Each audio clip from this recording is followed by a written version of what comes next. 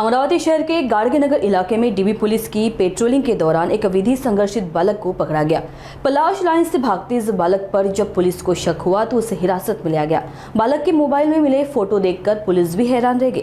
पूछताछ में खुलासा हुआ कि बालक ने अपने 3 साथियों के साथ मिलकर पुणे के घरकुल परिसर में रिहायशी युवक की लोखंडी रॉड और पाइप से हत्या कर दी थी। आरोपी बालक ने बताया कि शव को SRPF कैंप के पीछे सूक्ष्म तरंग पुनर्वसन केंद्र के पास फेंक दिया गया था। गाड़गेनगर पुलिस ने आरोपी को फ्रेजरपुरा पुलिस को सौंप दिया।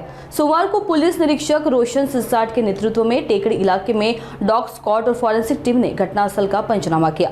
पुलिस का कहना है कि हत्या आपसी विवाद के चलते की गई थी। फिलहाल फ्रेजरपुरा पुलिस आगे की जांच में जुटी है। गाडगेनगरमध्ये गाडगेनगर पोलीस स्टेशनचे जे अधिकारी आणि डीबीचे पथक आहेत ते काल रात्री पेट्रोलिंग करत असताना ते अँटी चेन स्नॅचिंग आणि विविध याच्यात शोध घेत होते। त्यावेळी त्यांना काही संशयित तरुण हे पळून जाताना दिसले।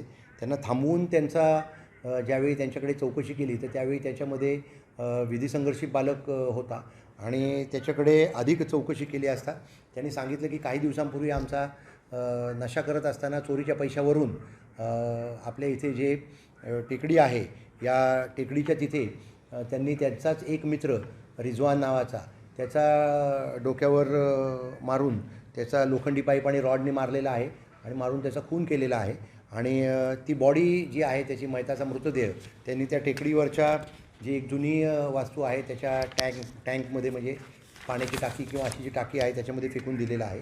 या घटनेवरून फ्रेजरपुरा पोलीस ठाण्याच्या हद्दीमध्ये गुन्हा दाखल करण्यात आलेला आहे आणि सर्व जे आरोपी आहेत एकूण त्या सर्व आरोपितांचा एक विधी संघर्षित बालक ताब्यात असून इतर आरोपितांचा शोध घेण्याचं काम सुरू आहे।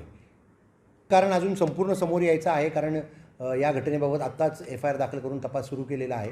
परंतु त्यांच्यामध्ये काही चोरीचे पैशाच्या वाटपावरून वाद झाला होता आणि नशा करत असताना त्यांनी मारामारी केली आणि त्याचा मर्डर किंवा खून त्यांनी केलेला आहे।